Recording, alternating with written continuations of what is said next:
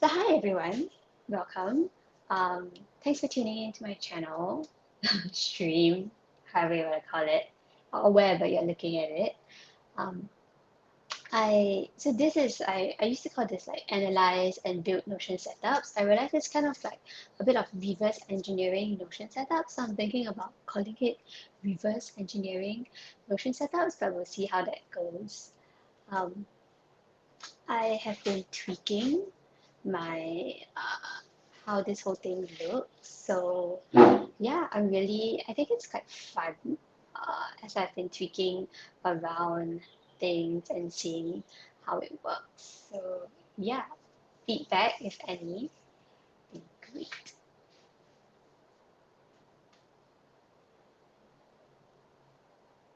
Yes, let's see who else is tuning in. Let me restart because I'm gonna clip this later for you too.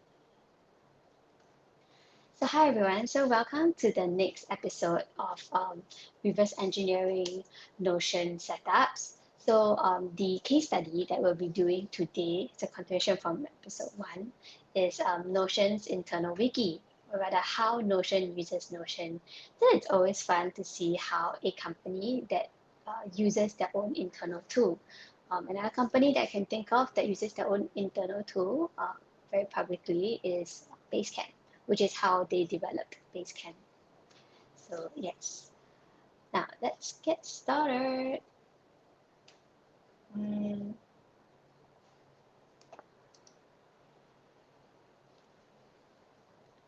okay, so we're looking at a very long page of how Notion explained in great detail how they use Notion as their internal wiki. And in episode 1, I explained about, I did quite a quick analysis of how looking at Notion's internal wiki, how it looks like their teams are structured, how it shows that their teams are structured, and also um, how it shows their company culture.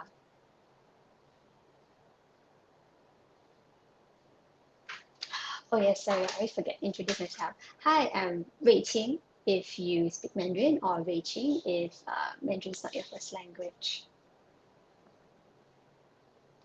Okay, so today we're gonna build up Notion's internal wiki. So the thing about building up any internal wiki is that rebuilding any Notion setup is that you can go about it two ways, a few ways lah. So I typically when I build, I try to build from the bottom up, meaning the more granular pages. But when you're kind of doing reverse engineering, or rather my style is that I just look at whatever is being shown and then I try to build it along the way, which you'll see. And if I'm not sure about something, I'll just put a comment or like filler text, and then later on I'll fill it back in later. So let's move over. Pause. I'll restart the stream because I realized that I need to do some setup.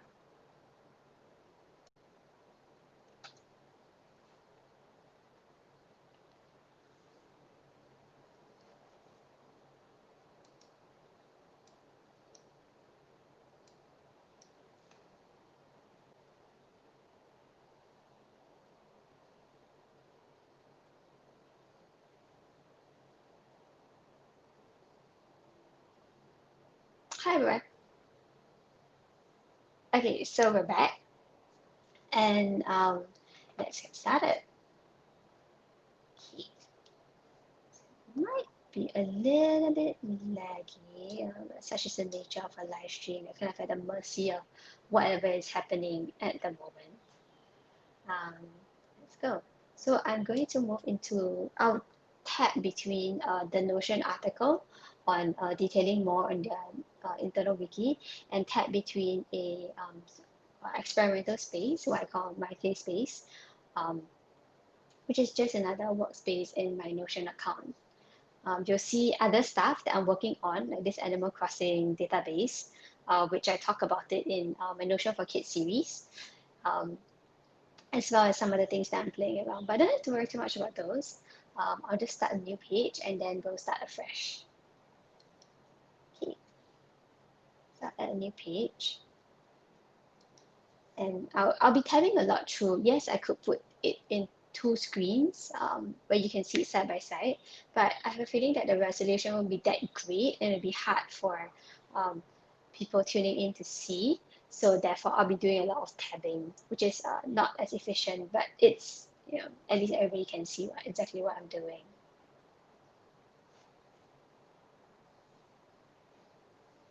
Okay, so first we start off with the OS. So this seems to be the main landing page of Notion.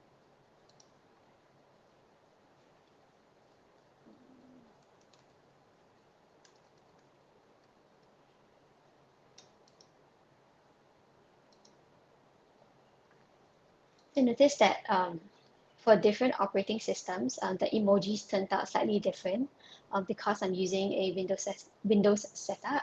So you can see that the 8-ball looks very different from Notion's 8-ball. I believe theirs is on a Mac system. So I kind of like to recreate, including the graphics. That's what I like to do. And it's convenient that their graphics are easily available.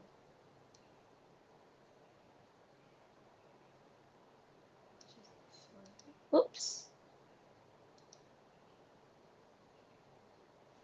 Okay.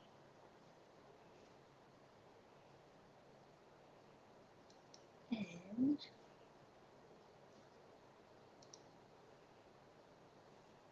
that looks like a description. No? Okay. We'll start with an empty page.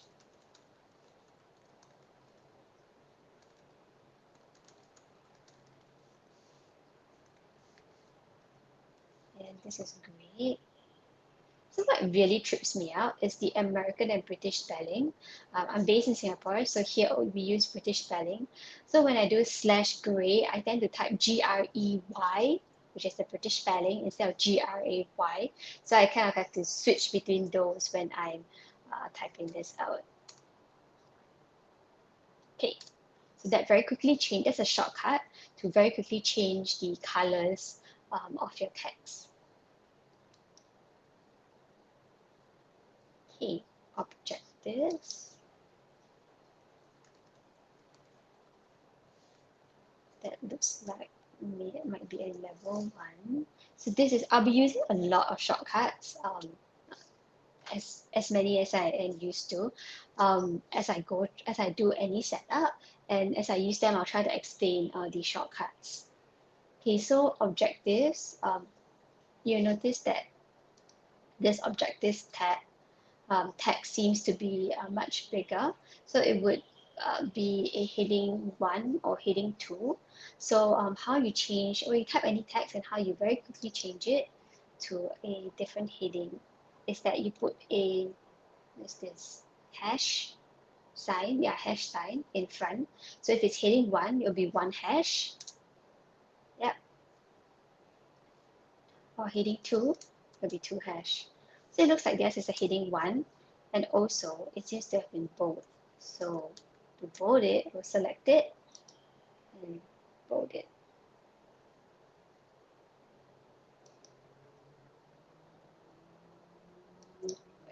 Bold it. Okay. Objectives. A divider line at the bottom. So slash. When you do a backslash, you'll come up with a drop-down list of all the blocks that can be added to any Notion page. So when you do a slash, and then say I want to put a divider, I'll put divi, and then it will quickly jump to the divider block. That very quickly helps you to add all these different blocks into a page. Okay, then I'll do the rest of the headings. This is all Notion and resources.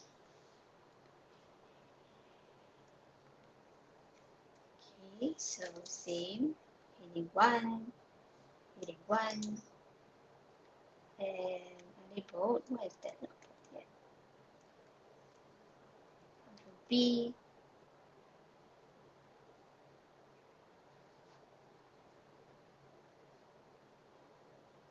And the mouse has gone haywire. Okay.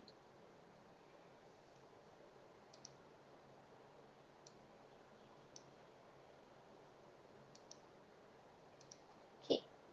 Now pull these two. So you notice that these scroll back. So these are in 3 different columns. So I'm going to pull them side by side so that they create, is the start of creating the 3 columns. So I've created 2, so I'm going to pull resources over to the other side and we'll create the 3rd column. So same for the dividers. Each heading has a dividing line underneath. So you're going to create 3 dividing lines and then pull it into each of the columns. So there's 2 ways to go about creating a dividing line. So the divider, so since I have already inserted a divider block, I can opt to right click, duplicate this block, or I can do another slash and add the divider block again. Okay. 1, 2, and to the 3rd column. Okay. So next, you'll see that underneath objectives, there's mission and strategy, some page. The title is too long, and that's why you can't, it's a dot dot dot, and you can't see the rest of the title. So for these, a lot of these pages, they do not, Notion does not go into detail on these pages later on. So I would just put filler text for the time being for some of them, because we're not going to build all these pages out. The filler text is just to show that there are pages there. So we'll just do some, because there's no point doing all of them. Okay. So mission.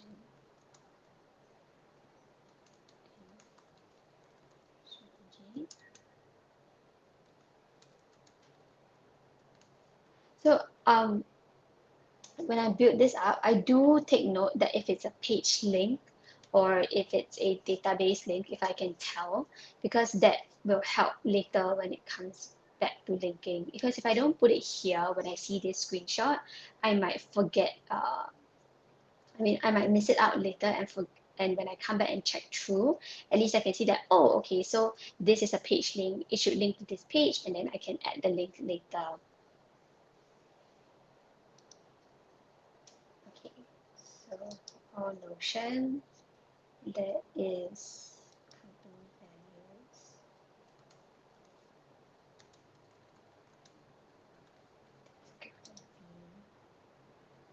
Yeah.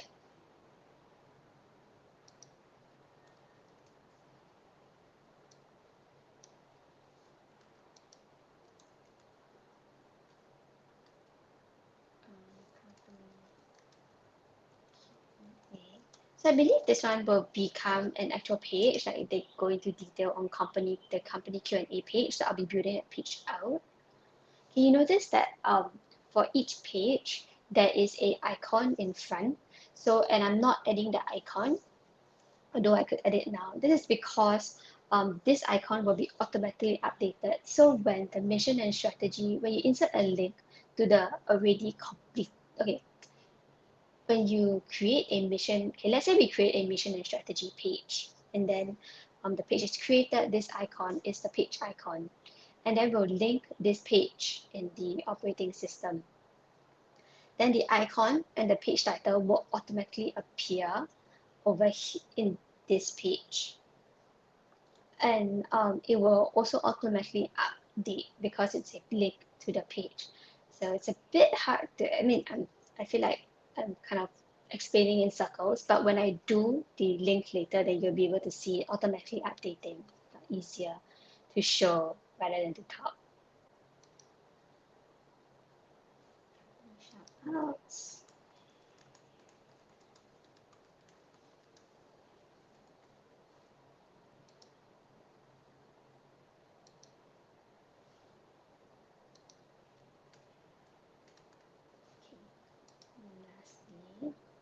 resources.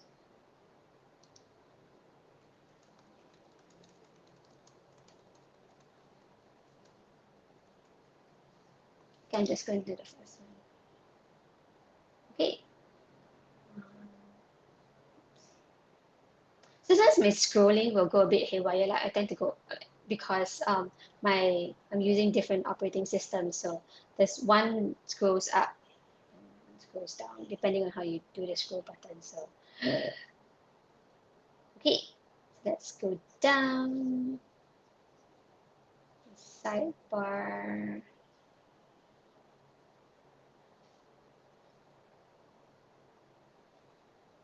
You can see all the pages in the different sidebars. Should I build it out now? Maybe not now. I can always scroll back to do all that.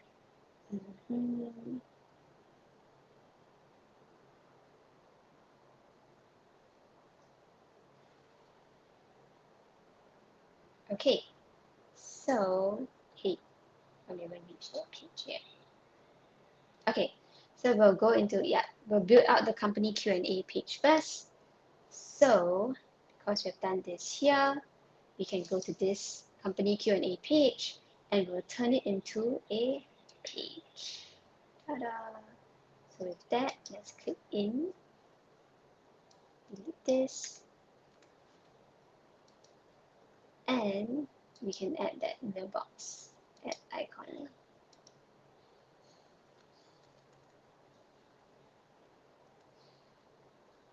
This post box. Yeah, looks like it. Okay, so let's go back. Okay, so you'll see that it automatically updates. Let's go down a bit. It automatically updates the icon because it's a direct page link. And if I add let's say an L at the back, oops, should have gone back. They will automatically update here as well. So it's dynamic, so it's great. It's not like when you create a website and then you create a link to another page, a hyperlink to another page. If that page title changes, it will not update the title that is linked on the original website.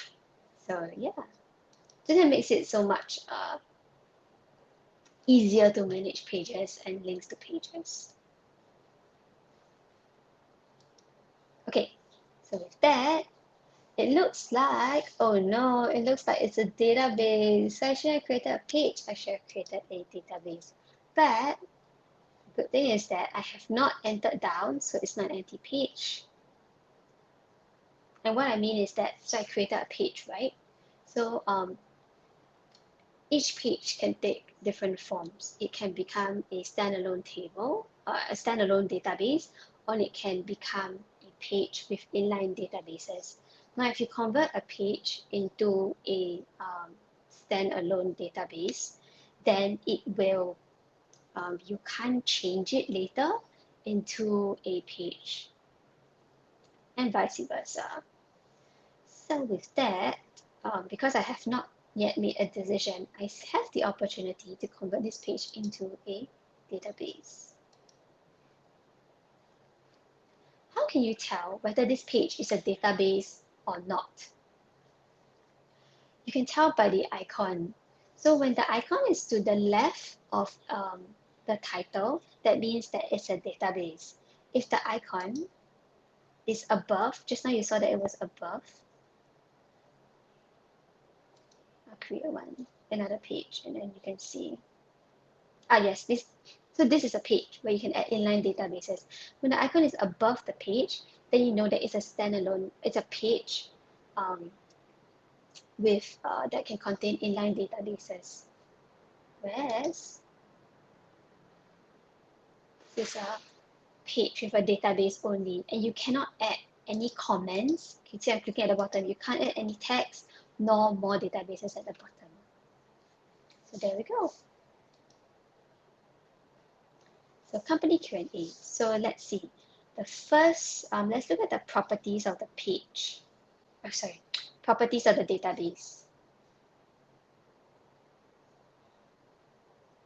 Do they mention the exact properties? Just what I'm hunting for now. No, they don't. Alrighty. Looks like we'll have to build it up to figure this out. And I think we can figure it out from the formula as well. Ta-da! There we go. Alright, so they talk about the different properties in databases here, which is, so kind of them. Status, upvotes, question, asked by, and upvoted by. Okay, make sure I memorize. Status, upvotes, question, asked by, upvoted. Yeah, I'll probably end up toggling back and forth.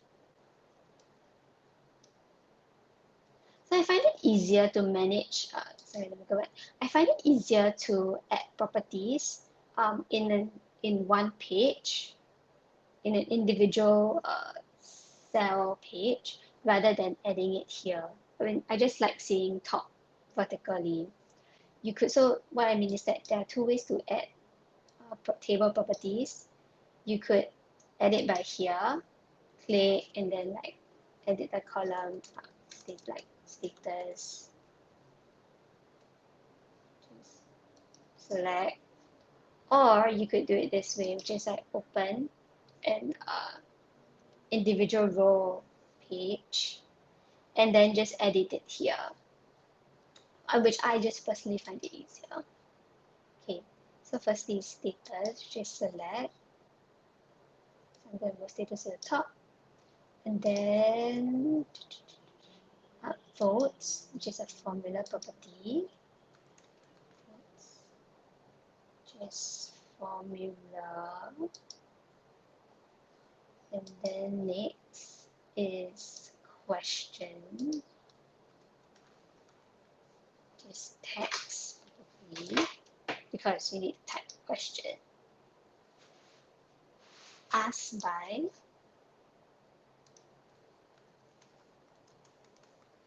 which is person, so that they can tag who asked a question, and upvoted by,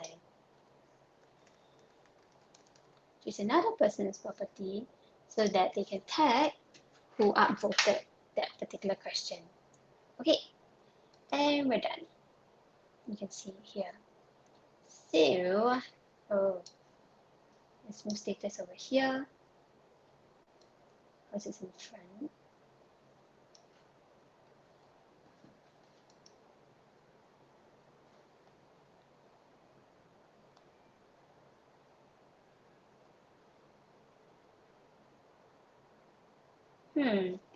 Oh, I see. So, alright, so you can see that question is it's so-called the primary key. I mean, if you have done databases before, so every database has to have a primary key, or a field that sort of anchors the database that you can't edit, at least in Notion. Sorry, backtrack. So in Notion, there is one column. In a Notion database, there's one column that you can't edit, and that is the column that has this symbol, the big A, small a, and an underline. Okay, and this column, you can't edit the property of it. So it always has to be a text column. So that is what was used for the question column. So let me delete this question property, this question column. Yep, and we'll rename this question. Okay. Votes went to the second one. Excuse me. Yeah.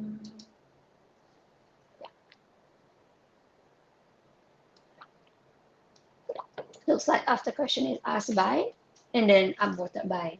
Okay. So we're good. Let's add in the formula.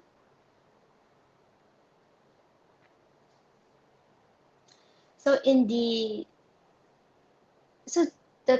point of this table is to let companies ask questions during their town hall, maybe town hall meetings, and then and these questions are probably asked in advance so that other employees can see, okay, so that question asked by, say, person A looks interesting, and I would like to find out the answer to it, and therefore I upvote it. If you have gone into like Reddit and different forums, the upvote system is quite common there. Okay, so interesting that upvote has a formula, and thank goodness they gave the formula. A way to copy this whole thing. So copy icon. Okay, so I need to highlight, copy.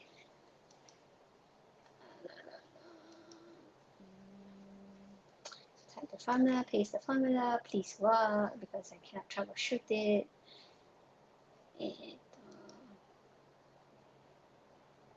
doesn't work. Oh, we just added text in the back. Okay, so I'm gonna delete the extra text. Great.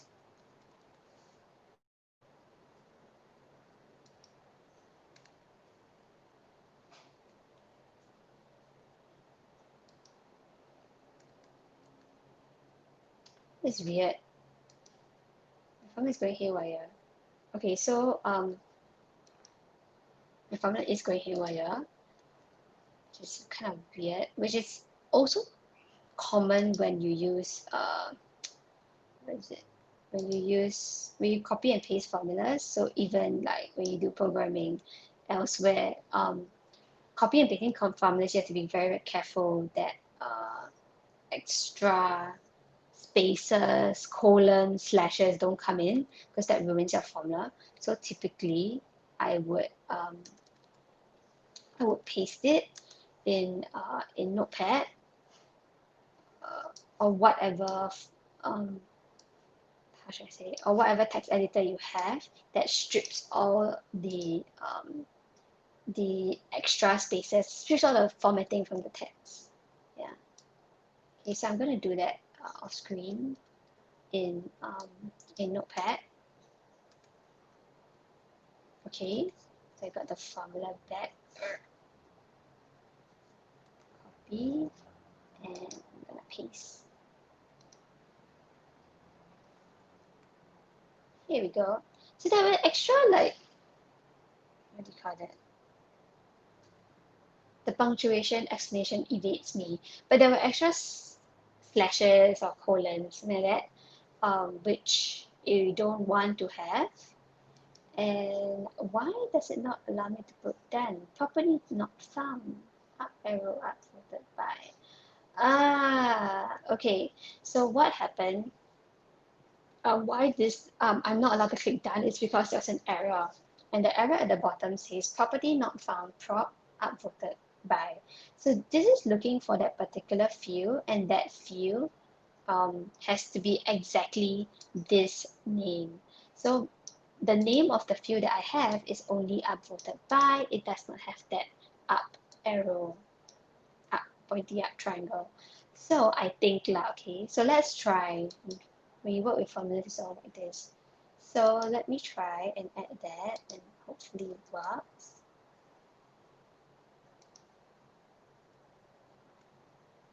Upvoted by. And what was the other part of the formula?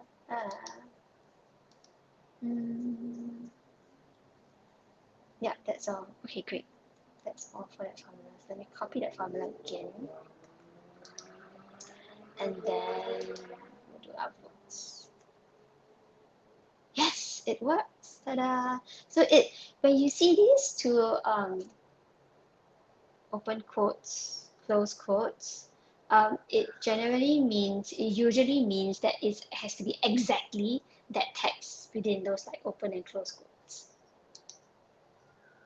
Okay, and then we have it. Hey! Okay, so just let's fill in some text.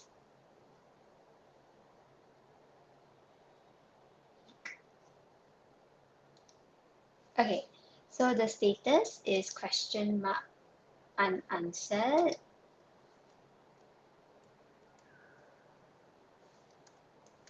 So I like that the status also has like a question, emoji for the question mark. So I'm gonna do that. So on my Mac, I can pull up my emoji keyboard, but on my Windows, I haven't figured out how to do that. So I'm just gonna go to Emojipedia and find the emoji, the question mark emoji.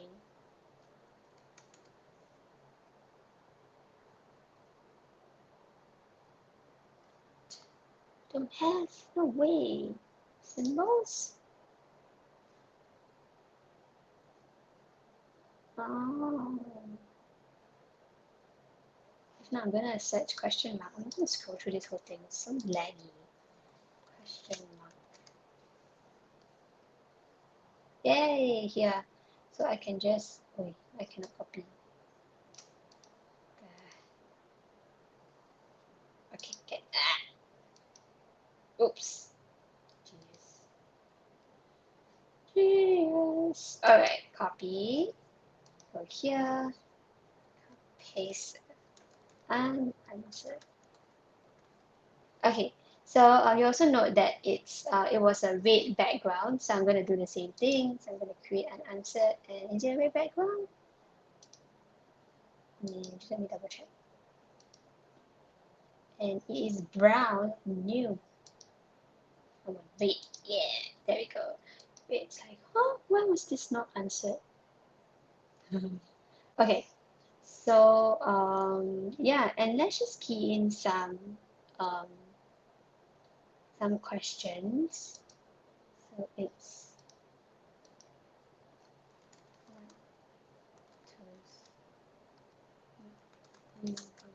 productive. How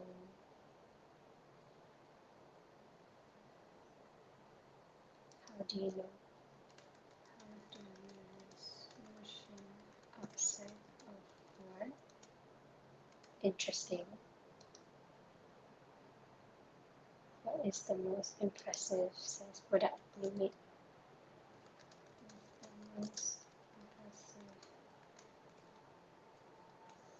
product you have. Oh, my brain. You know of aside from motion.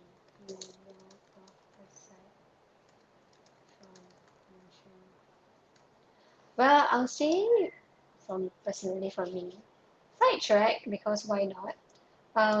Is Figma and Basecamp. Okay, so when you do, so because of the formula, when you do upvoted by, asked by, when you do upvoted by, as you add more people, you would be able to see the upvotes increase. Actually, it's strange. Why does it say one now?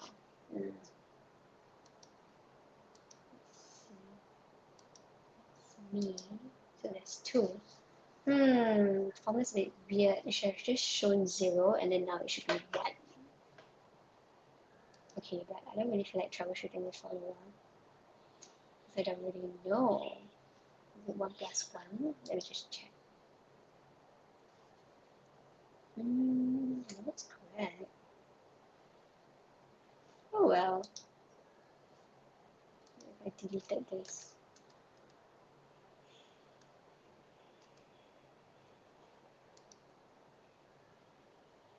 Oh, there you go. Yeah, I know what happened. I know why. So, okay, so um, I know why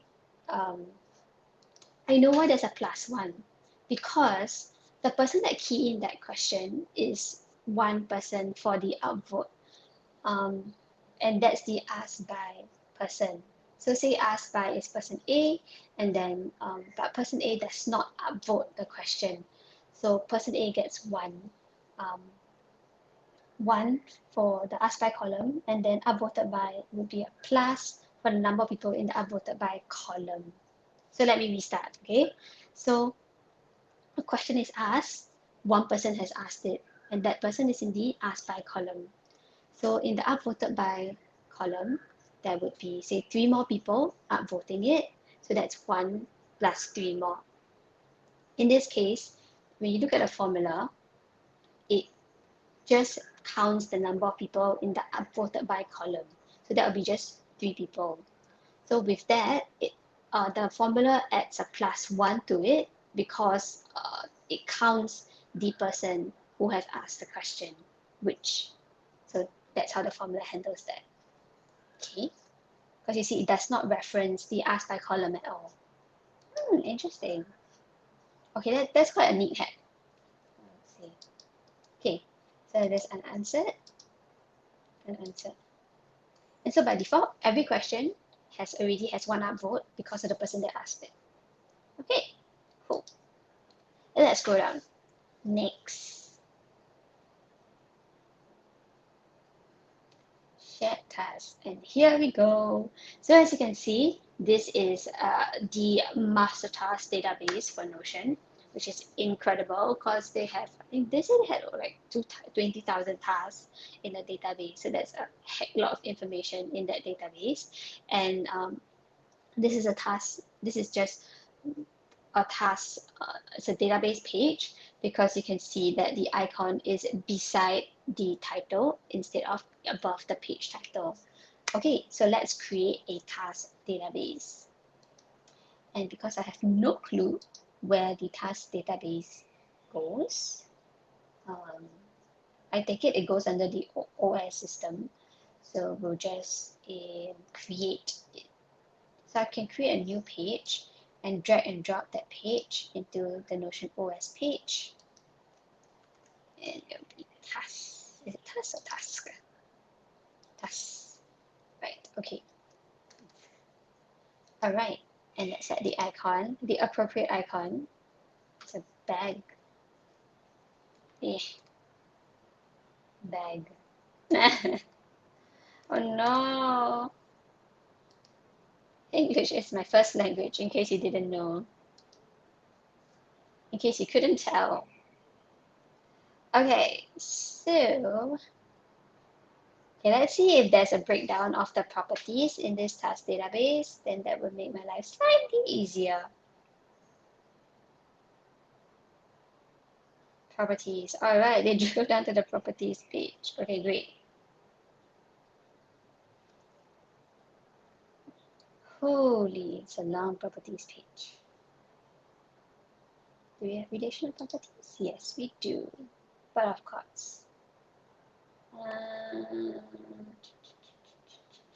Nope, they don't explain the relational properties. Okay, never mind. Ew. Okay, so we have, let's start by doing the properties, which we can see in this detailed page. So we can only see some, mind you. So we can see assign, the person that's assigned to is the person property, the people property, status, that looks like a single select. Yeah, I think a single select. Text, the text property, priority, single select, QA status, single select, URL property, due date, the date property, release, this is a relational link to another database, IDPs and requesters, also a relational link to another database, project, also a relational link to another database, feedback text, relational link to another database. And at the bottom, this looks like a rollup, which a rollup would have been linked to one of these relational properties here, relational links here. Let's go. Start with the first one, which is assign. So this is a database. Let's pick the database table. And let's go. So assign, it's the people person property. People person. We'll leave the text one there because there is a text. Status, which is a single select. So you can tell the difference between a single select or a multi-select from the icon to the left side of it. So a single select means that for the drop down, you can only have one selected drop down at any time. A multi-select, you can have multiple multiple tabs in that status. So for example, for if this status was multi-select, you would be able to have multiple statuses assigned to this particular item. Okay, status, text, priority. But this doesn't make sense, right? Let's say, like, for example, priority. You can't have one item having like multiple priorities assigned to it. It can't be the case. There's only one priority for a particular task. And if it's not, let's say first priority, it's second priority. Like it's another priority. It can be first and second priority. QA status.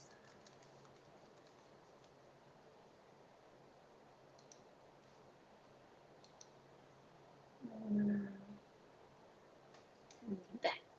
Okay. Next we have URL. URL. And then due date. Date.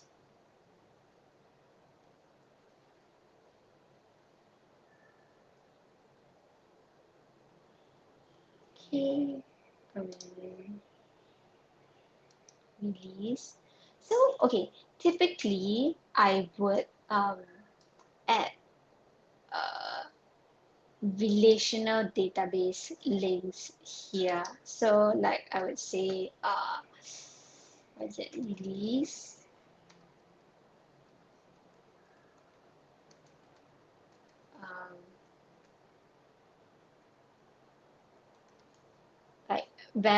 like val for relational and then DB.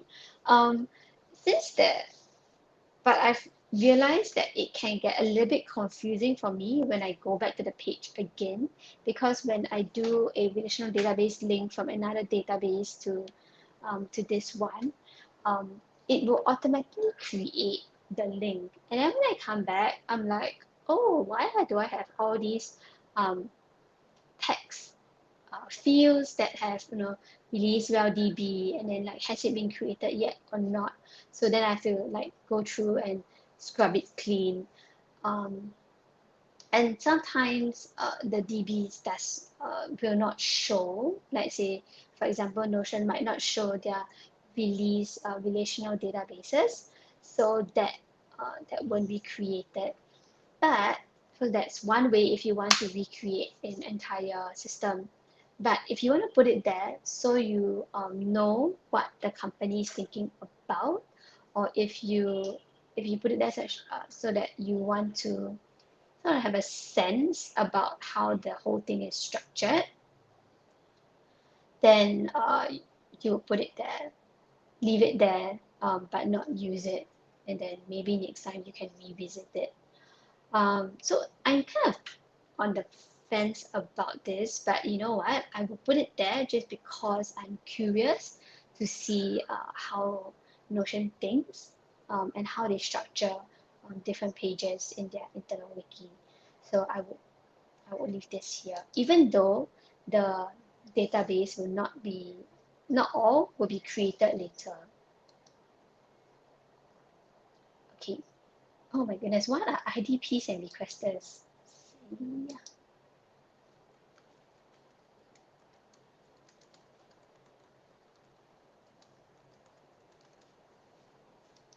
Probably something I will delete later on.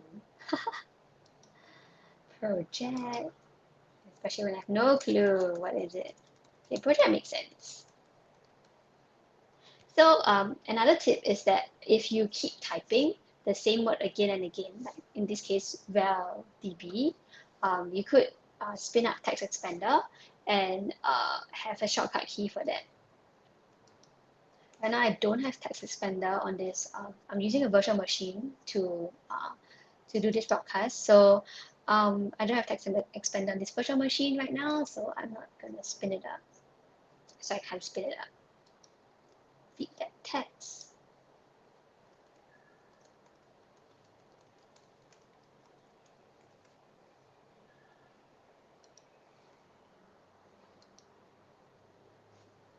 Okay.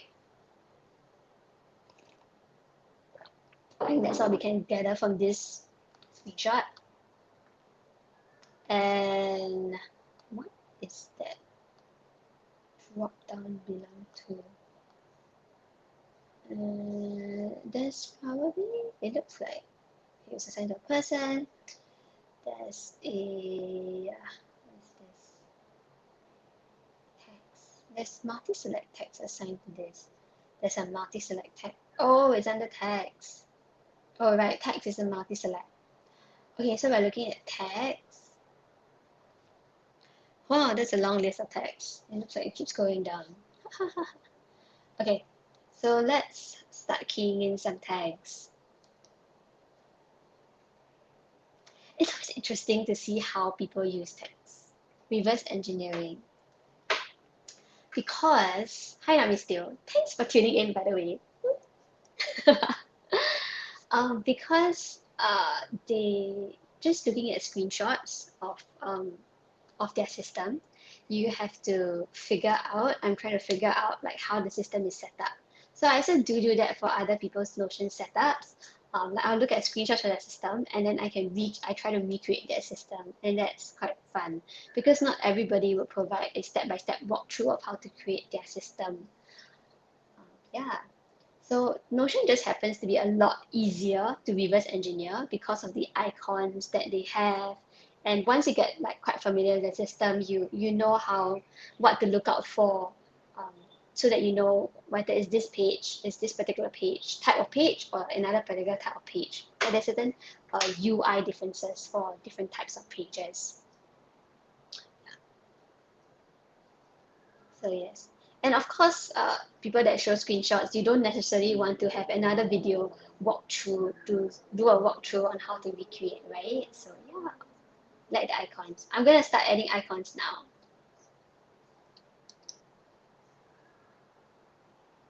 Ding, ding, ding.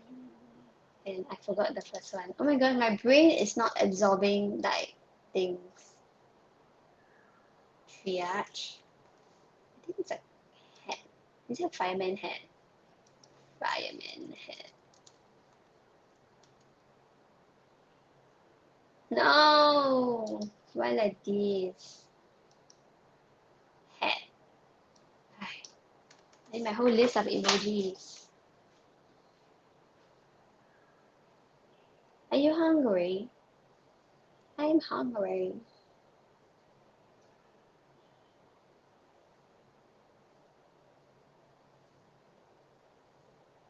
Oh, today, you're always hungry. It's true.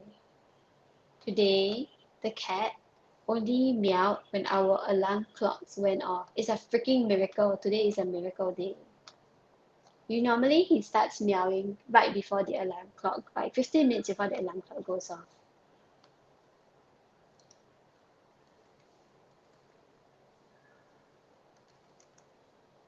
Open taste.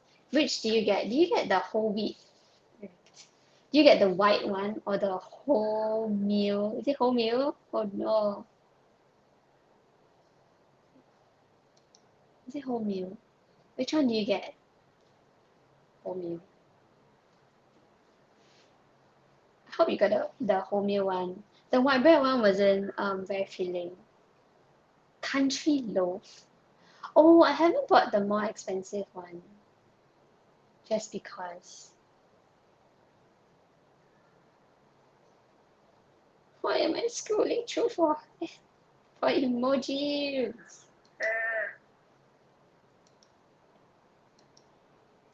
Monkey lah. What is this emoji ah? Can you guess? 350. Yeah, I know. I feel cheap. Okay, what's this? What is this? Is it ambulance? Like what icon is this? It's like emergency. I don't know. Irritating. I'm going to do the next one. I like the data loss one. It's been freaking funny.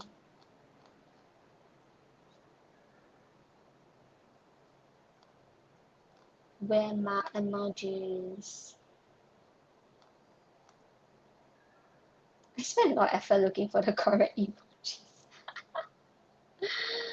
Lame. Hey, dude, I think I missed it. It's like, data loss. Oh my gosh, where is it? Shock. Hey, what is this nonsense?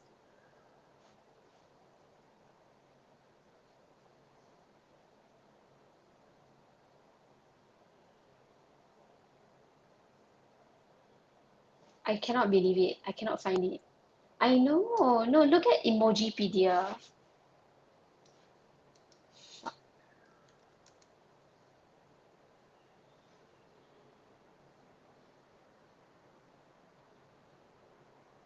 I think it's that one. Eh, yeah. Face screaming in fear. Face screaming in fear. You're right. Eh, like that funny. And they explain the emojis. Freaking funny. The move. Okay. What was that? Data loss. Yeah. Oh my gosh, damn funny.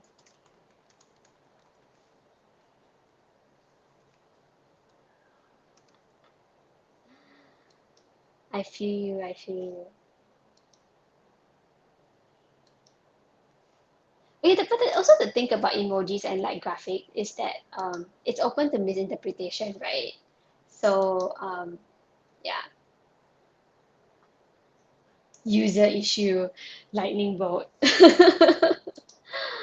So funny.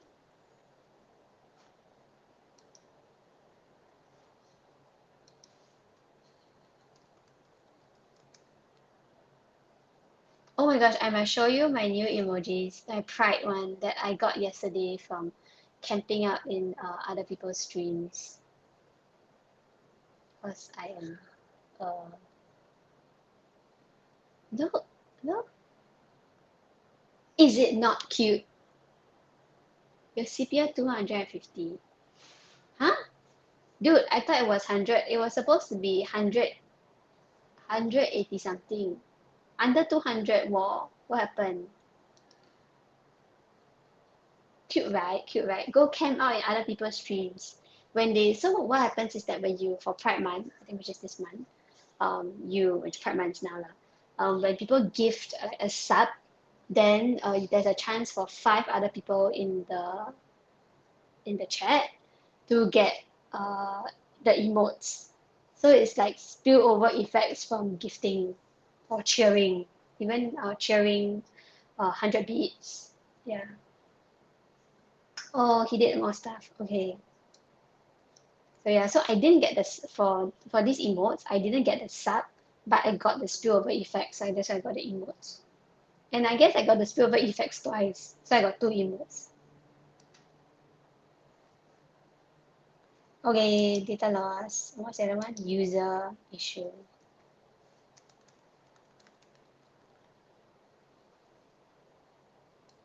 It does that mean you can stream? Oh wait, that means you have a computer now or you don't have a keyboard. Hey, how the Lazada sale? Is there like was there a good price? No keyboard. Oh, I guess the keyboard's too cheap already.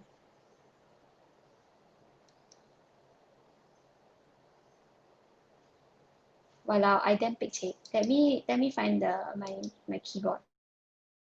Look for emoji keyboard on this computer. I think I search emoji keyboard and picture.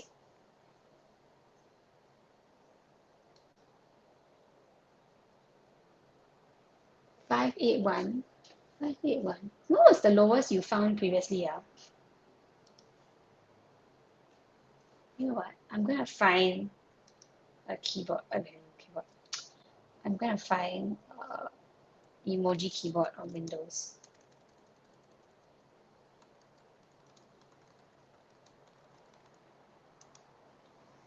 Is 581 okay for Kitchen 8?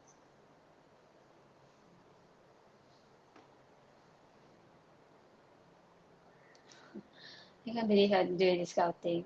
How to use the emoji keyboard? Help. Windows key and the period button. Windows and the period. Bluff.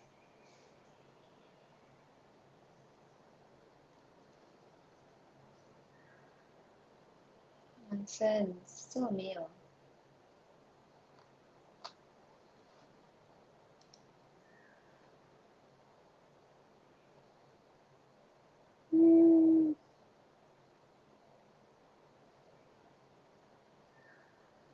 Win plus. Oh wait. Win.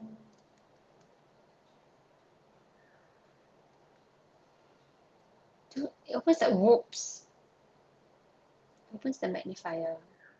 Hi. Yay. Okay, and we're back.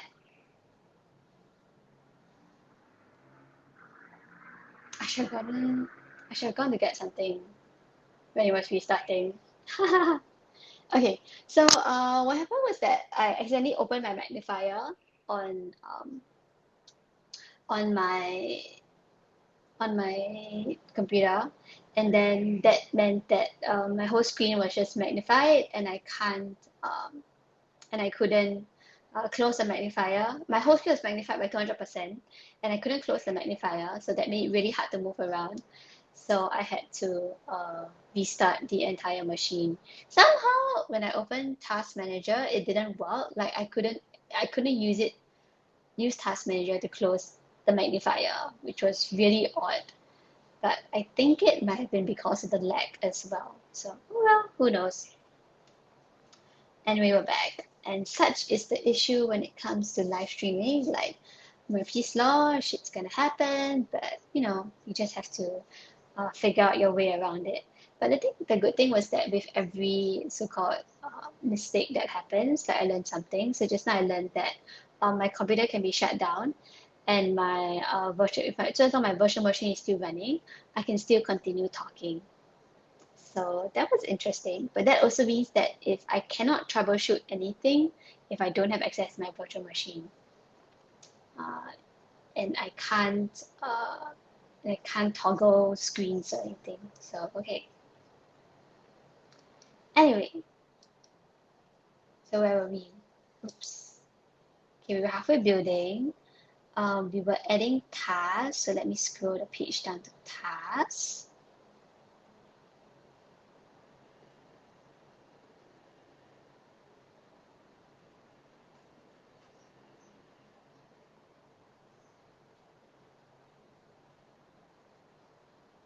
Okay. Task. We did the Q&A just now, where I had to quickly troubleshoot a formula. I usually try not to use formulas because I'm not really good at using formulas, because I'm still getting the hang of how Notion does their formula programming, because it's slightly different from Excel, enough to confuse me. So I don't really do complex formulas, or formulas for that matter. The only formula I have in my personal space is a progress bar. Okay, so next, the next one we're gonna do.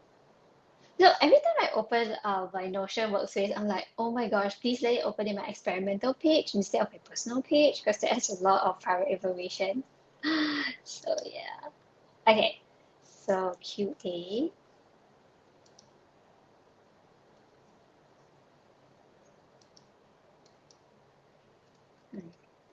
Okay, so QA has the sort of, I don't know, tools. Oh yeah, the hammer and pick.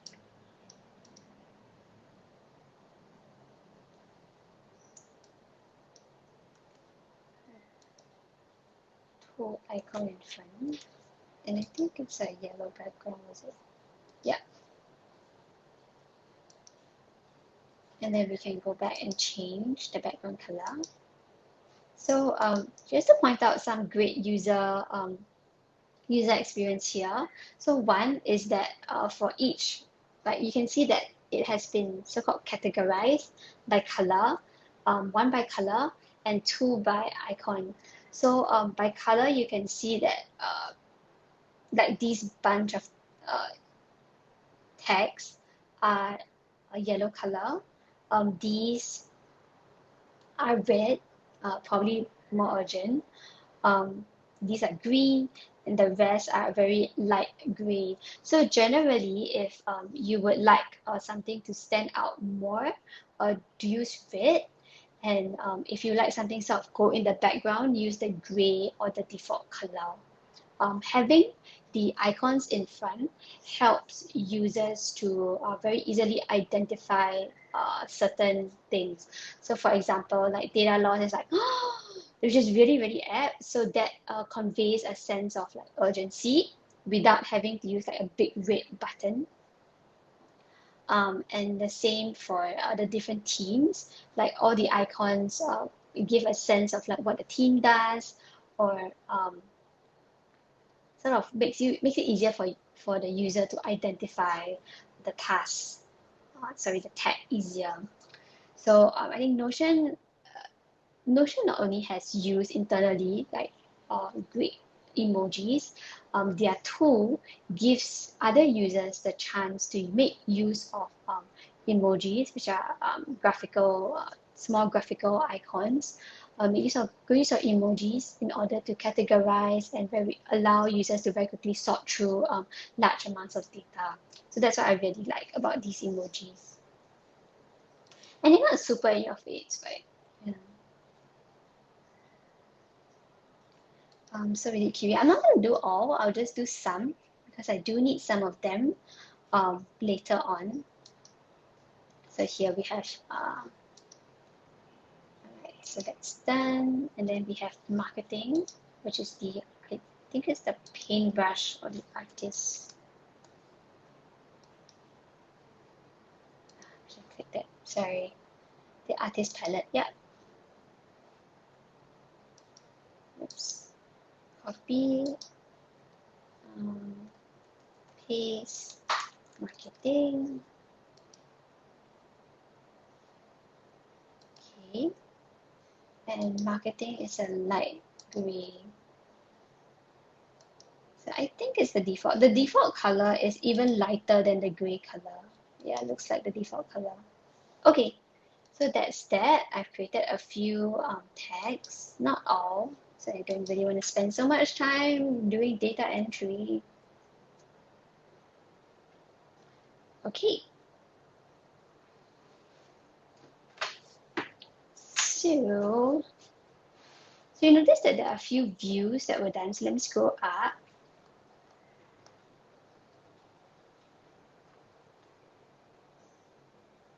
So over here, there are statuses. So by looking at this page, even though there was no detailed drop down, we can see that there's status. So because you can see over here, group by status. And this is a Kanban work. So one, it's grouped by status. So we know it's a status property. Two, this is the Kanban board view. Okay. So status, oh no, I forgot again. Status is this week, next week, and in progress. If status this week, which was red, convey a sense of emergency. This week,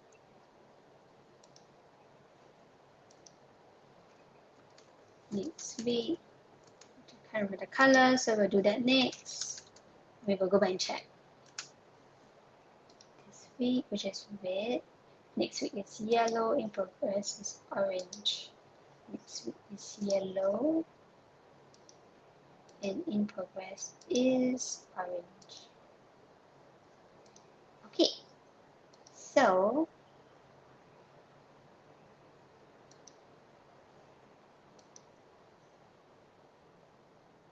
let's create one card so that you can see. So it's portraits for Notion Pros.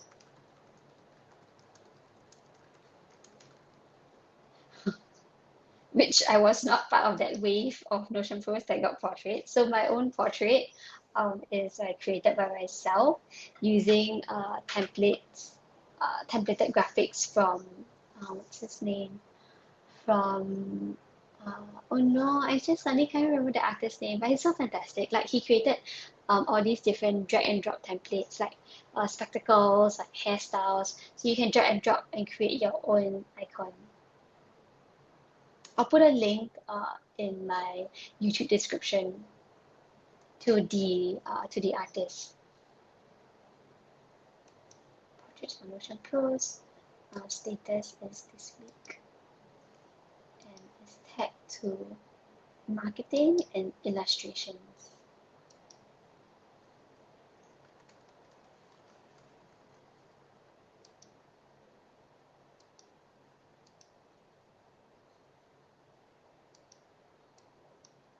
Can I not move to the front? Okay. It's like illustrations is a different color. Is that orange?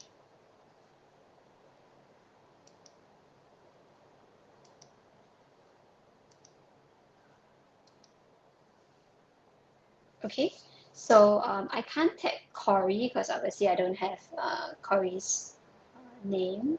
I mean, Corey in my system.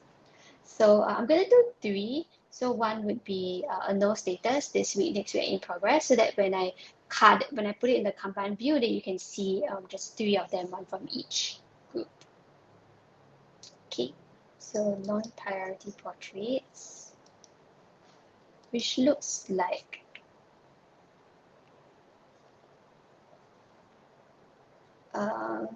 marketing illustrations as well. So I'll duplicate this to save some time. Duplicate.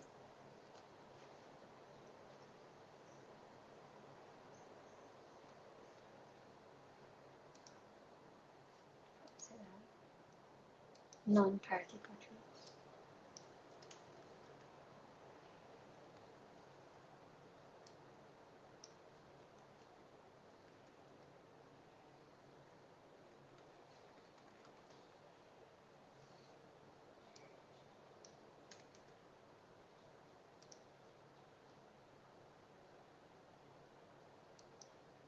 Okay, and there's no status, so we'll remove the status. Okay, and next we have next week, spring campaign. Interesting.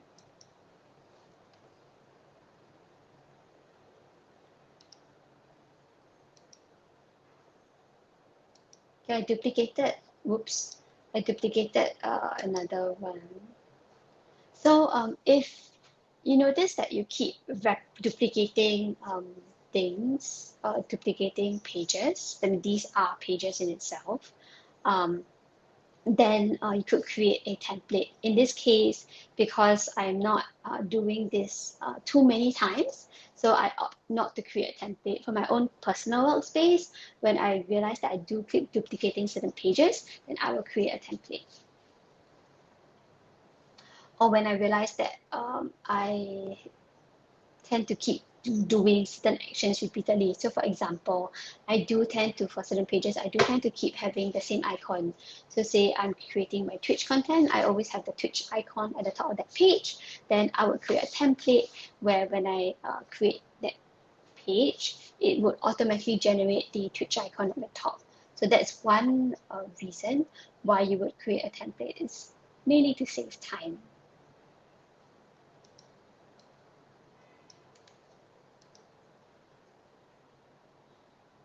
Spring campaign.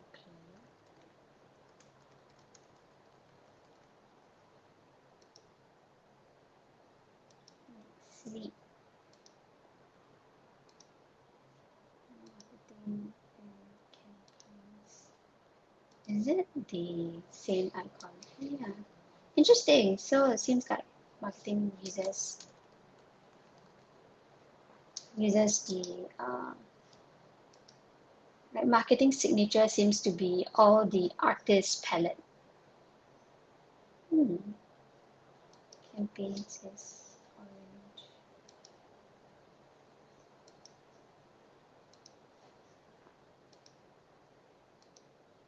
And the last one is in progress, which is the team video. Is it marketing campaign again? Marketing videos. Okay. Okay, the last one I'll create it fresh. So it's team videos. Oh, team video. And it's marketing. And video.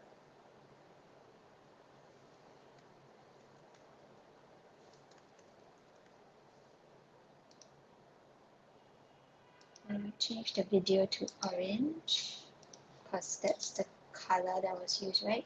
For videos. Okay, so you can very easily change the names of anything, of any tag, and then it would be a global change. I mean, if so, as long by global, I mean like a change in that all the tags used within this table. And I didn't change the status, which is next week. Was in progress. I forgot. Oh yeah, in progress. Okay, so with that, let's create the Kanban board view. So you go to add a view, and then board.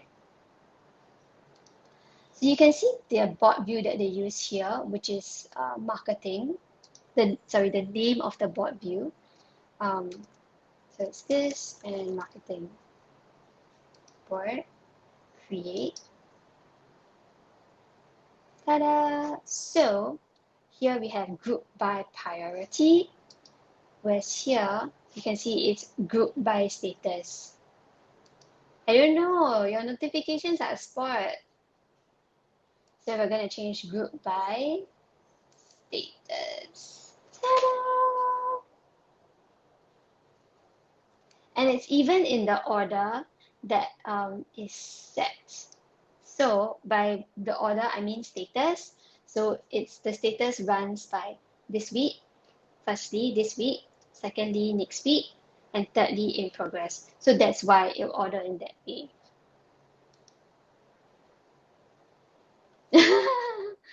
I'm hungry. I send you back love. Okay, so I think that's good. Okay, so some things to note. You see here, there's a difference between these are called showing properties within this Kanban board view. Okay, so looking at Notion's properties that are being shown are very different from the properties, very different, but different from the properties that I have shown. So here I have an additional property, which is this week. I don't have the assign person property. So that easily remedied. Click properties. And then you can see here by default, all the properties are shown. So what I can do is I can switch it off. The put status, no.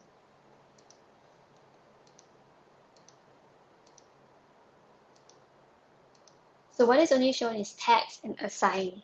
And when you do that, you can also show the like which ones comes first. So let me show you. So let's say for this one status, because I can show you with assign because there's nobody assigned anything.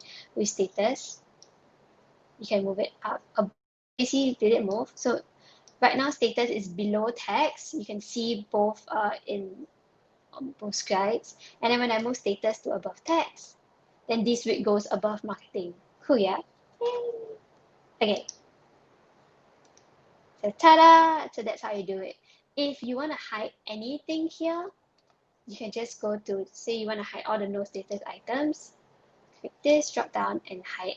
Hide doesn't mean you can't see at all. You can still see in these hidden columns at the side. Let me scroll a bit. you'll see that it says hidden columns, no, excuse me, no status, there's 2. So yeah, it's not that it's hide, it's like out of sight, out of mind, it's just put very discreetly to the side. Okay. I'm getting a sore throat, man.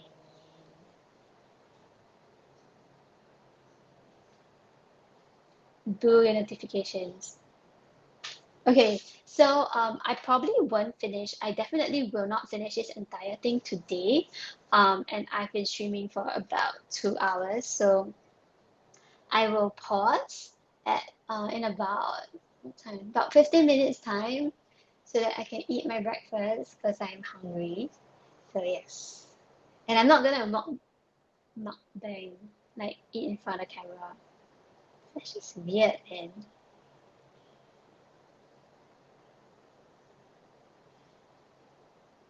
Okay, so yes. So Notion does at the bottom of each action, it will share more information related to that. Sorry, at the bottom of each task, it will share more information. So for example, I think that was a spring campaign. Like if you scroll down past all the properties over at this at the bottom of the page, you can share more information on this particular task, like what do we plan to do for the spring campaign, etc., etc. And you could also add like pictures and files as well relevant to the spring campaign.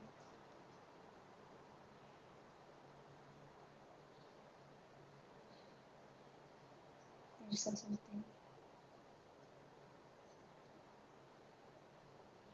Okay, so view this data. Oh yes, so you can see that the task database has like a bajillion and 1 views. You see it over to the left side. So depending on the icon, it tells you what is the view that is used and the title. So for task in progress, it's a table view created by me. This view called created by me is a Kanban board view. Engineering has their own table view, marketing does Kanban board view, sales does Kanban board view, and so on and so forth. Wow, there's a bajillion and 1 views. So what I'm concerned about is that for this company, like because all the tasks are in one gigantic database, like everybody kind of has their own views. It seems like different departments have their own views. So like as the department expands, as they have more things, like will there be a view management problem, or will it be like very troublesome for people to scroll through all the different views to find the view that they want? Yeah.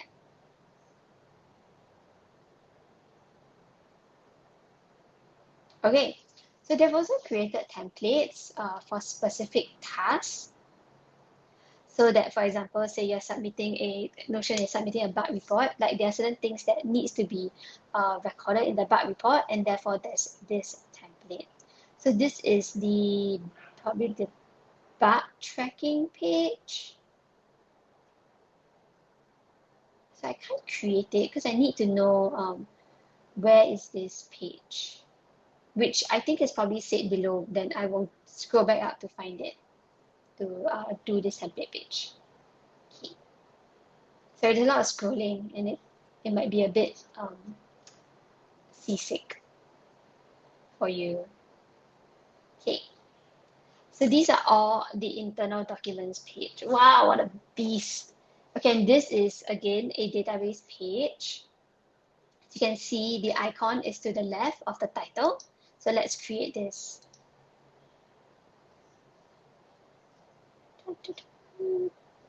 Okay, so when I create a page, I go to private. You can create a page here, or you can create a page at the bottom.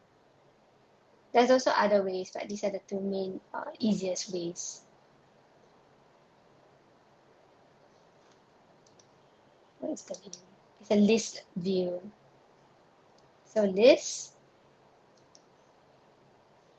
and dots. Okay, so let's add the emoji.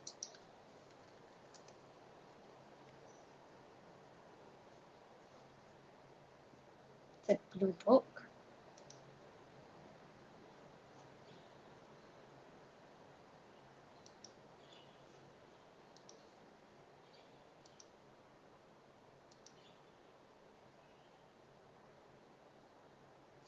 Oh man, I didn't even need to find emoji. I could have just added it here. Hi, silly me. Okay. So, you can add a description of the page so that it's useful for people who knows. And sorry, I should explain.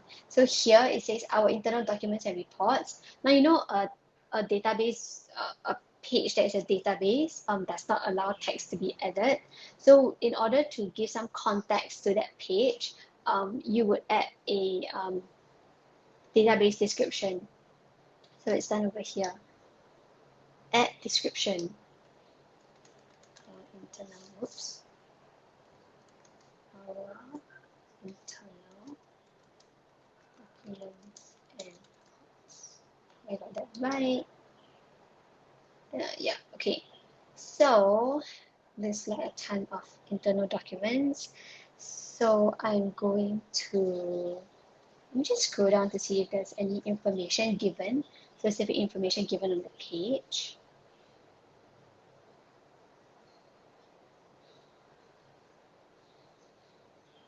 Okay, so this shows the a specific document's property, and it seems to show the entire document property, so that's great. So let's create a page.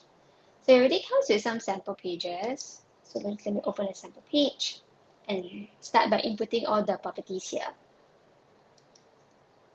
So this would be the landing page. Creation process. Is it in caps? Yes, it is in caps. I kind of want to make sure that, like, if there's a cap, if there's a capital letter, I want to make it a capital letter.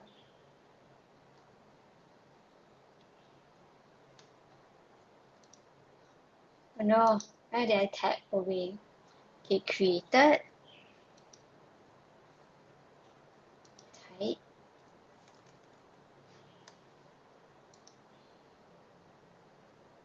So type is a single drop down. And since they show the drop downs, I'll go ahead and create it now. So it's community. Whoops, engineering. And that's the most my brain can handle. Sales, marketing, growth, and design. Sales, marketing,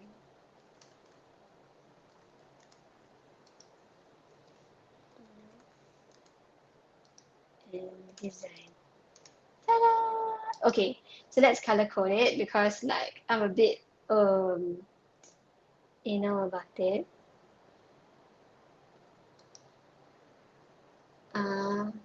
Oh hi! Hi Chai-Sian, thanks for the follow.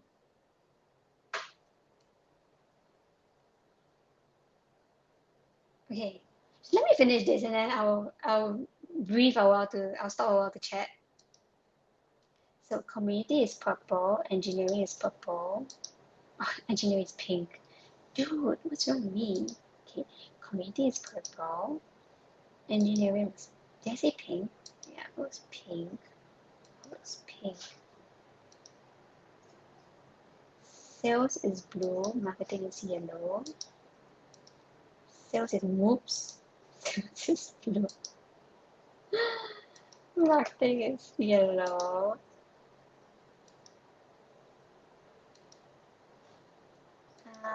Growth is, what is that color? Growth is orange and design is green.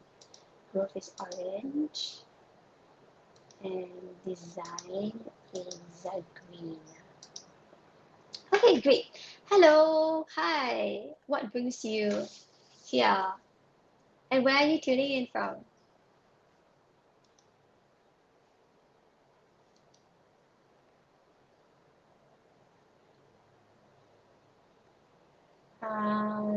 Type status. Okay, status is a drop down. Single select.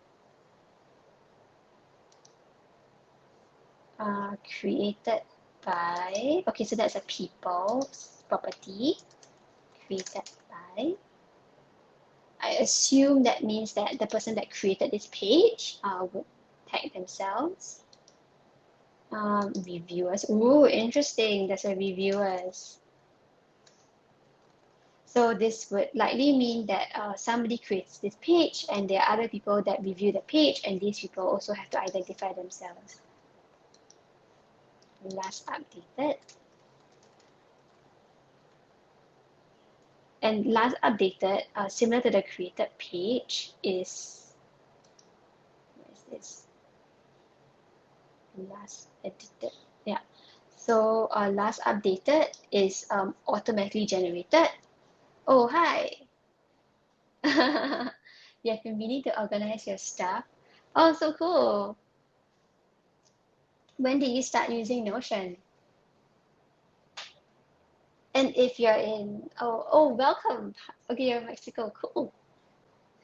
Well, it depends. Like, I have a lot of people asking me about. So for context, I'm a Notion Pro, from Singapore. And I do have a lot of people asking me like, what's the best resource for Notion. And I did speak about it in one of my previous videos. But basically, there are some sites like Notion. If you've heard of Notion.vip, that's a good starting point. Notion also has their Crowdcast page, CROWDCAST. Their Crowdcast page, which interviews a lot of leading people in the Notion field, where they share various practices. So it could be like if you want to use Notion for project management, for teams, for your personal life, for design. They share all their setups, and from there it's sort of like that you find out what's suitable for you, and then go and follow that particular Notion Pro or Notion influencer who is talking about it and learning more.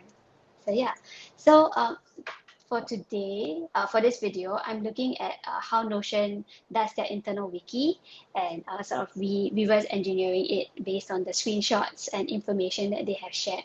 Because not everybody does share a walkthrough of a detailed walkthrough of their Notion setup. A detailed walkthrough and building their Notion setup. So yeah. Okay, so where do you go? Landing page. Okay, so let's go back. So I'm recreating their internal wiki just based on screenshots because it's fun. Last updated summary. So a summary of this page. Yeah, so it's notion.vip. It's just a website. Hang on, let me tap it. So it's by William Nat. He's a Notion Pro, and he curates a whole list of videos that are useful.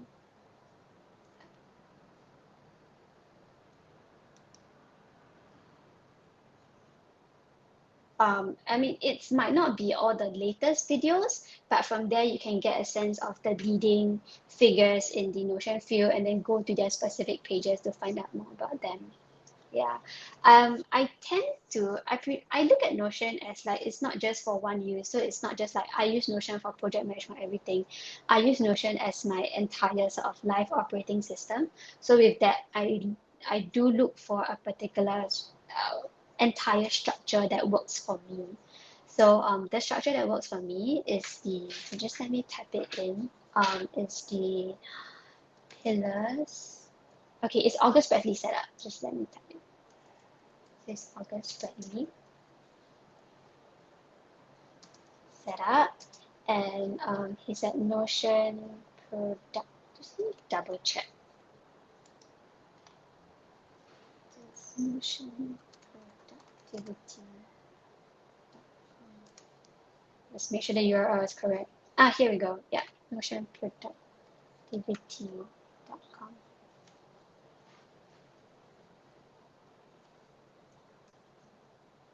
Yeah, so that's the fella that I follow. This is his YouTube channel, and it's really a beast to go through everything that he has, but it really helps with your entire setup rather than doing your setup in parts. No worries. Okay, let's go back. And yeah, so I do Notion Q&A every Sunday. So like if you have any questions, just drop in and I will just take questions, and like I'm happy to pull up my experimental page and like walk through any questions that you have. So it's every Sunday. Landing page creation process. Okay, so back to summary and text.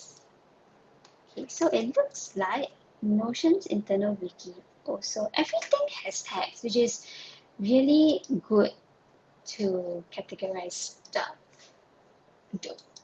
And priority. Oh, even the documents have priority. Interesting. I think it's single select. Yeah, single select. Okay, I think that's it. Okay, so that's all the properties that we can see from this page.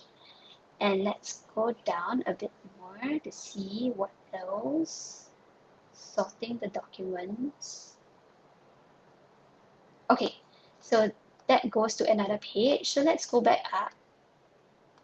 So this page was created in a database, and the database is Notion's documents database, which stores all their internal documents and reports. So now we're going to change the view of that database to be identical to what Notion's one is showing.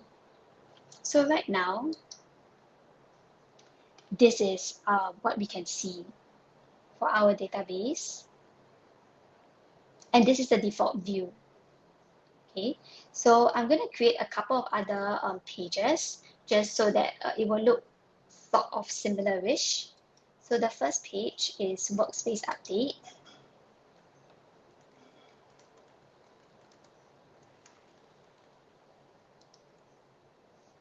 Workspaces update. And we can see that it's RFC and pass to engineers. That's probably under, did they say where they sorted by? I think below it said how it's sorted by. Let's see.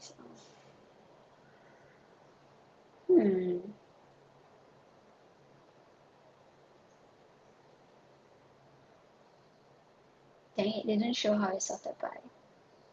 I think we can make a guess. Yeah, we probably can make a guess.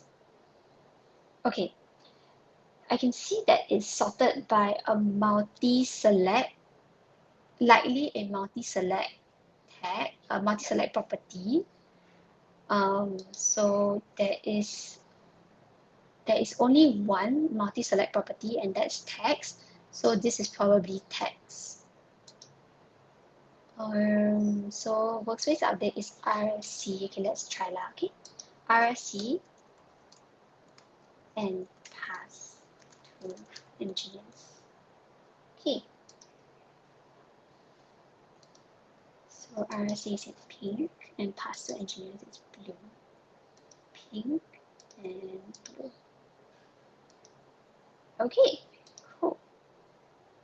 And there's a reviewer tag, but because I don't have enough people to do that, so we won't have that. Marketing launch plan. Oh yes, I should add the emoji. Very important. Workspaces update. So that was a briefcase. And here we go. Cool. Okay, so next one. Marketing launch plan.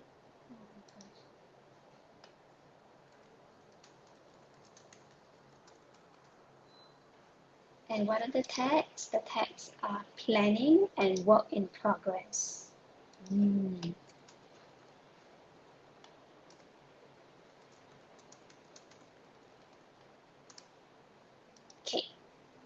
So planning is blue, work in progress is, it looks like an orange.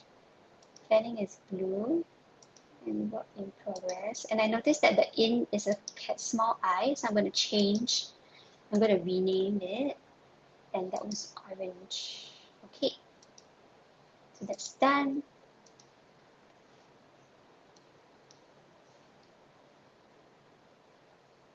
Oh yes, and I didn't change the emoji. Icon, oh, that looks like an astronaut.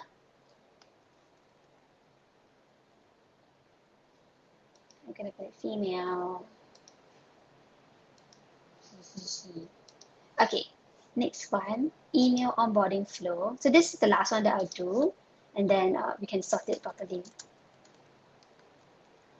Onboarding flow, and the tags are data analysis and parse to engineers. Data analysis is purple.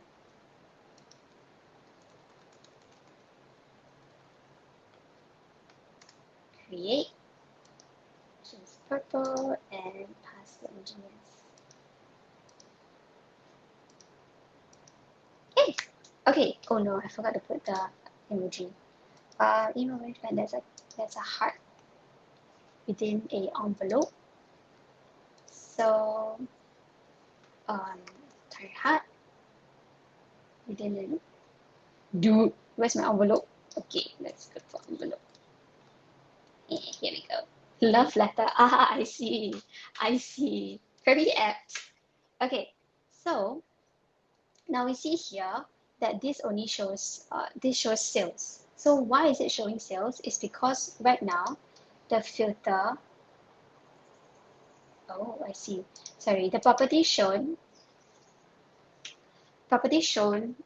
is only type, and type shows all the different departments. So what we want to show is a different property, and the property that we want to show here is the text property instead of the type property.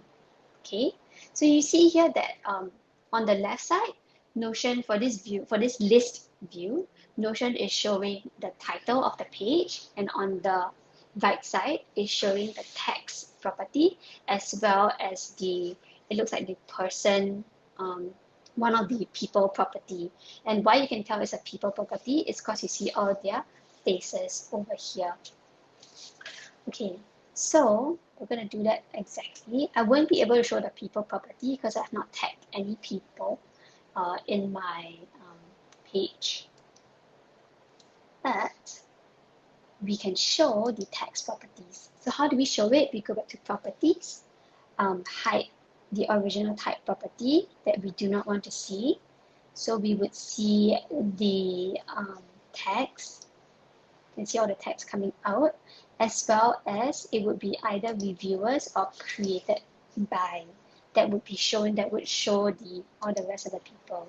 So here we have it with RSC, Parse to Engineers, which looks very similar to the Notion view over here. Okay, and you see here add a view. So this add a view is what is shown here. So this icon is the list view icon, and the name of that view is all. So we can do it exactly the same thing, add a view. So it would be list view, and the name is all. And then we can toggle to, oh, I didn't press create, silly me. Okay, so this view, and then scroll down, press create, and there you have it. Oh, so the previous view, so you notice all here, everything on the left side has disappeared. So that was because that was tagged to the default view. So now I've created a new view. It resets back to original. So what I just have to do is replicate, redo what I did just now. So in that case, the properties will switch off the type, switch on the text, and I'll switch on, I think, I'm just going to guess, okay, it's created by, and there we have it. So the reason why my update my pages are oriented differently is probably because how I sort the pages is different from how Notion sorts the pages. So I'm going to make a guess that their sort is, no, I think okay, let's check if they mention below how they sort their pages. It's organized by date created, most recent first. So the sort would be created, most recent first, descending. Yep. Created descending. So that's how they sort their pages. Okay. Yay! Let's go. So moving on. Just let me get a drink of water.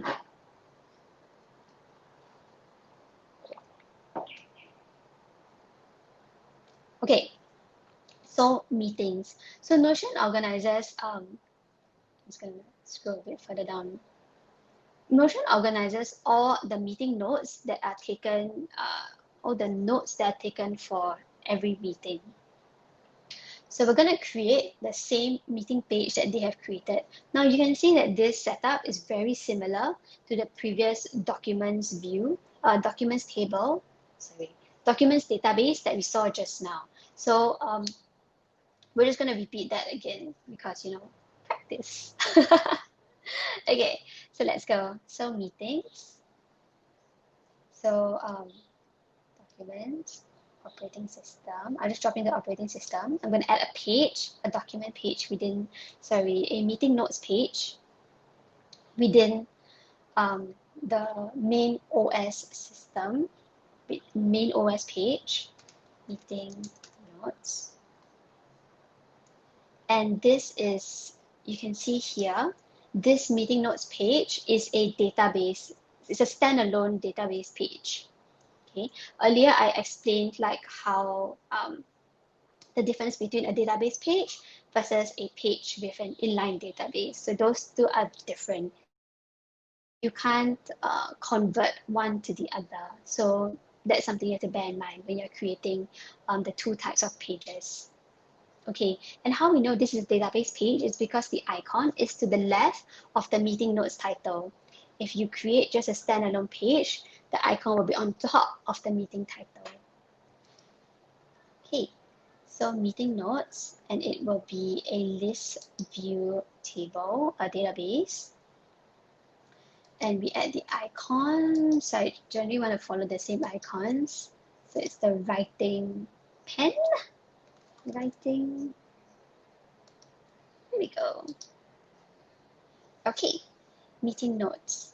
So to give everybody a sense of the pages that were created so far, so Notion has the main landing page of their internal wiki, which is called OS. And below that, they have a whole bunch of other pages, but these are the pages that so far they have given an insight or more details in, and therefore I have created those pages.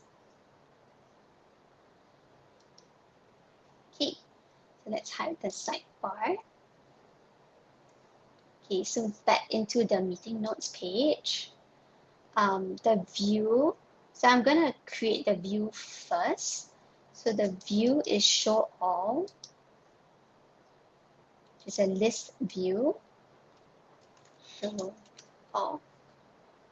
Create. Okay, so let's edit the first page. I hope they have a. So this view shows all team meetings sorted by, so we have the sorted by information, which is the most recent meeting at the top.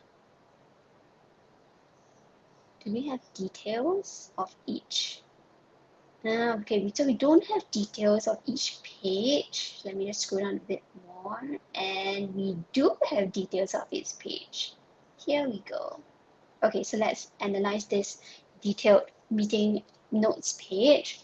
So I can't tell if we have all the properties, maybe, because I can't see if there's any more at the top here, but I can see at the bottom, this is the cutoff for all the properties. So let's scroll down a bit more if there's any information at the bottom. Okay, so you can read here. The basis behind sharing all these meetings is so that people can, not everybody has to be in the same meeting. You can read what happens in other meetings and get foresight from there. Okay, so in this page, let's go into the meeting notes page, the details of the meeting notes page. So the properties. So firstly, we have the participants, and this would tag. This is the people property, person property. So this would tag all the participants in the meeting. This is type. It's a multi drop down. So you can have multiple types at each time versus a single select. So you can see all the tags that is happening. Interesting. I won't key in all these, I'll key in some. Okay. So then status, this is a single select drop down, which means that you can only choose one option at a time. Created, this is a dynamic property. So when you create the page, it will straight away give the date and timestamp, and you can't change it. Created by also cannot change. That will show you. Created by property, it will tag the name of the person who created that page. Last edited as well, dynamically generated, not editable, date and time. Product tags, this, because of this icon, this links to a relational database. Product feedback links to a relational database, same for sales calls, success calls, and projects. And finally, we end off with a multi-select drop-down for tags. We can't see all those, so let's start creating the page. Okay, firstly,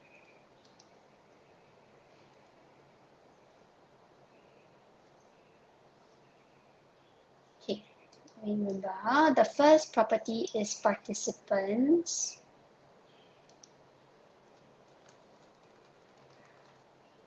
And it is a person property. So I love that Notion has all these icons, so it's really very easy to figure out like what was the property that was being used. So participants and then type, which is a multi-select.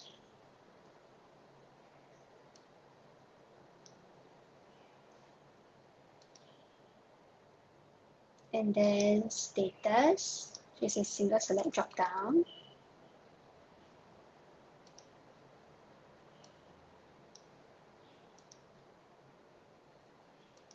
Created, which is already done. Created by.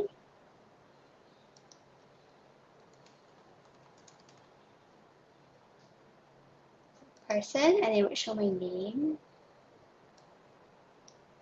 Oh, it doesn't show my name. Last edited.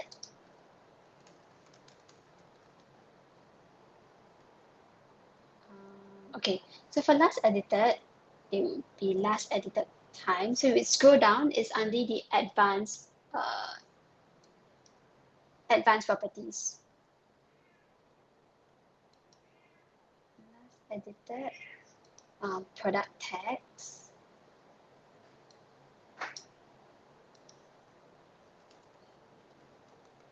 So because I have not created, or I do not know the database that it links to, so I would name it product tags relational DB, so that I know later on that okay, this links to an external DB, and the property of the field that is a relational database link. So product tags, product feedback.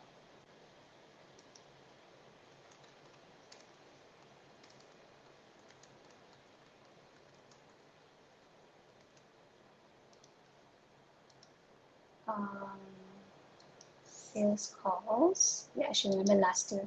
Sales calls, success calls, and projects. Sales calls.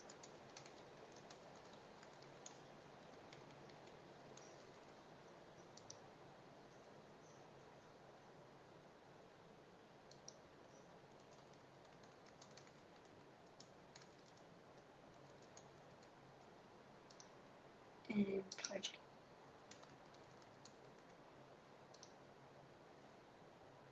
Okay, and that's it. And the last one is text, which I already have. Okay, so it looks like the drop down is for type. Yeah,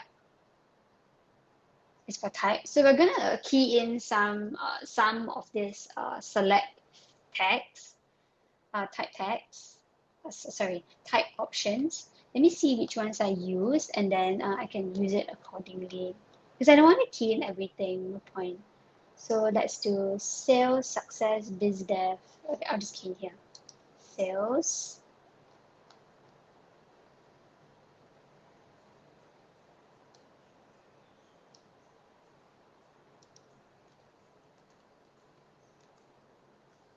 success, biz dev, marketing weekly,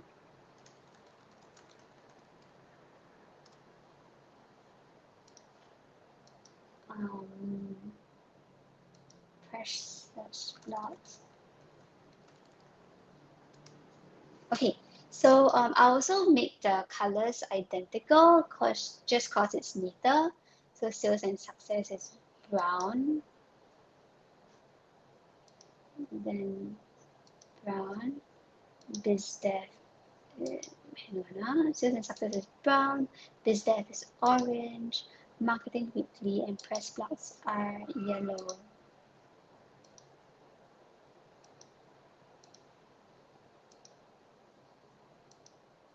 Okay, great. Now, let's create the first page, and that's sales call, which is tagged to sales.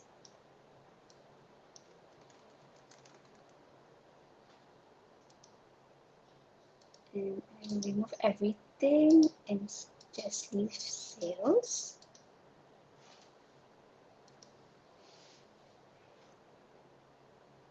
Okay, just give me a moment. Let me check the filtered by based on the text. Does that mean that it's not typed? It's not clear. Okay, so and then all of them has the same icon, which is the document icon. Is it this? Oh, I think it's the default one, so I don't have to change anything. Okay, so if you put an icon and you don't want to use that icon, or you want to use 0 icons at all, then just click remove.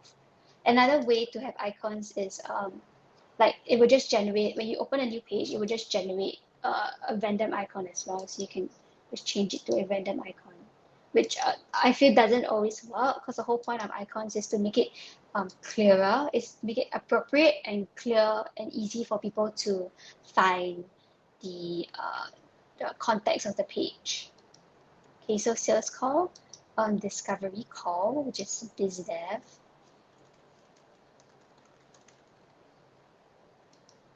Biz dev.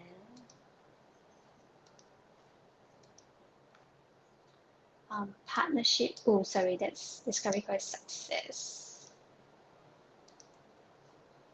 Partnership is biz dev.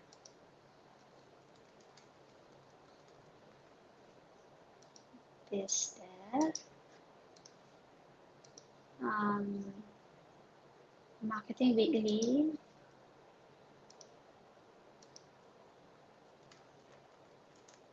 Marketing weekly is marketing weekly.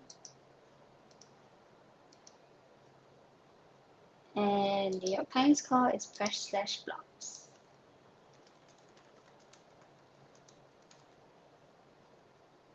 Is press/blocks.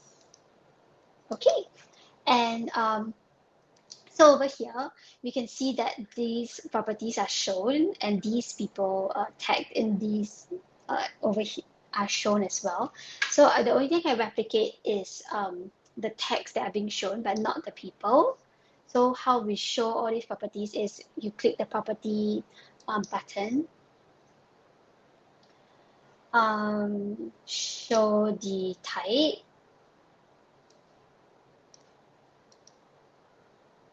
And then if you want to show people, if there are people, you show participants. And I suspect they are showing the participants. Okay, and that's it for meeting notes.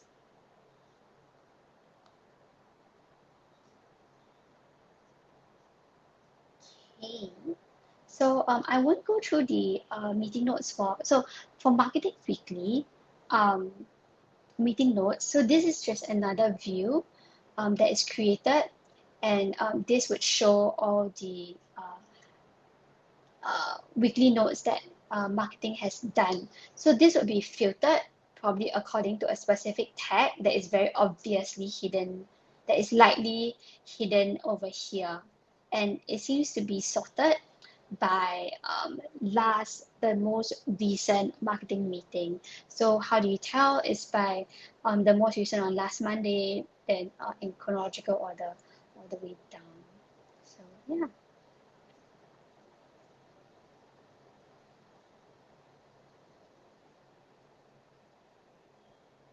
Okay, so this is the text that they had. Okay, let's go down. Okay, so team specific wikis. So this is quite a big thing to build on. So I'll do that for our next episode, which is episode 3 of our reverse engineering Notion setups. So I'll do it. Let me see. What is it today? It's Wednesday. Okay, I will do it next week. But yeah, please come back. I will tomorrow. I'll be talking about organizing. Because I do love organizing, like both online as well as offline. And on Friday, I'll be talking about Notion for kids. So I play Animal Crossing Pocket Camp, and I do my Animal Crossing databases in Notion, which is like, yeah, a bit insane. But yes, I use Notion to help me play Animal Crossing more effectively. And on Sunday, I will do Notion Q&A, so questions that I get from my workshops, or I see like the Notion community always ask. I will address those, as well as features that Notion has recently launched. I'll touch a bit on those as well. So yeah, so check out my schedule in my bio, in my profile page, and yeah, come back on the day where the topic interests you. I will also create YouTube videos for my live stream, lightly edited ones, and post it on my YouTube stream as well, YouTube channel as well. So yeah, thanks for tuning in today, and see you again. Bye.